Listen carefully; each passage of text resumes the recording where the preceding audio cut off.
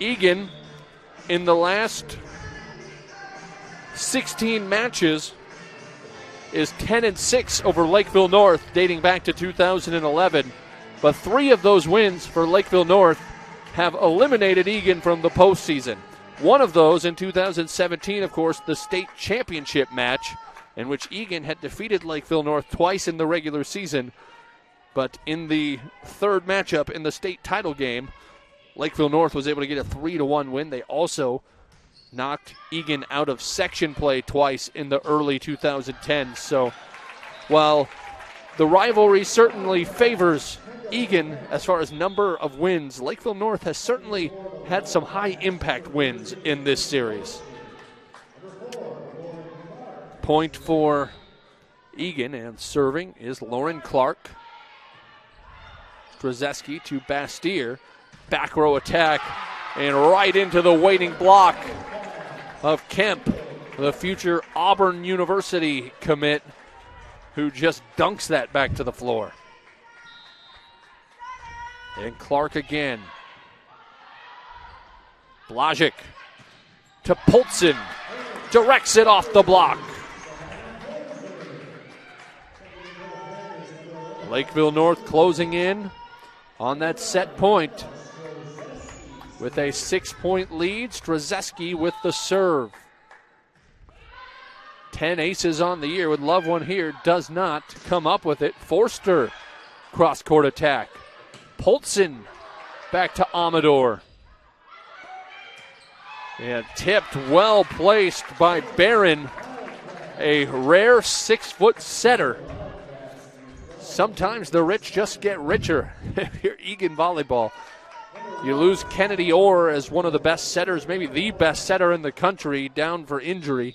And you can replace her with a 6-foot dynamic athlete. Amador with the serve.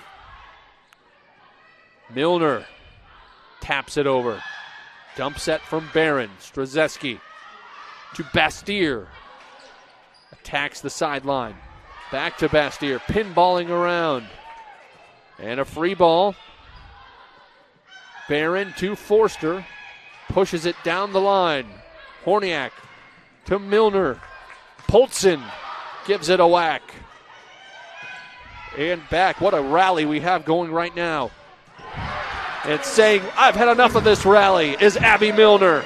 That was a fun one to watch. I think Ella Thompson and Abby Milner just dream of those floating overpasses. Yeah, if you're a middle, you can't really ask for anything better.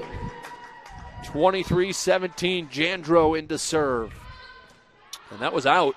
They play it anyway. It results in an Egan point. Saves her from a service error in the stat book. Still, Egan, of course, the type of team who could run off 7 consecutive points or at least a 7-1 run. But it would have to start now with the Panthers closing in on this first set. Nice serve by Barron. Egan on the attack. They find Eiffel in system. And Peterson forced to send a free ball. Barron to the left, into the block of Peterson and Milner, and it plinkos back and forth and comes down on the Panthers' side.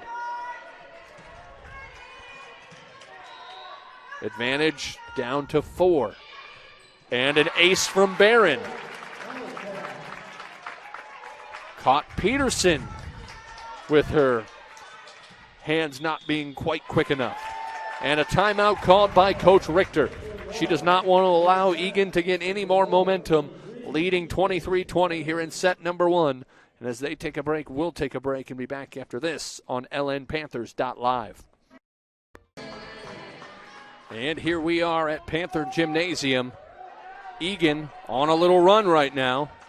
Lakeville North has controlled most of this first set, trying to close things out. Barron, another line drive serve. Peterson to Amador, who controls it. A little bit of a scramble situation. Now Jandro in rhythm to Milner, who slices it towards the sideline, but Egan refuses to give it up. Here comes Peterson off the block, and another point for Egan. They've scored 4 in a row. Lakeville North just needs 2 more for the set. But right now, Emma Barron is on a roll from the service line. Jandro to Milner. Beautifully placed down that sideline for a point, and it's set point for Lakeville North.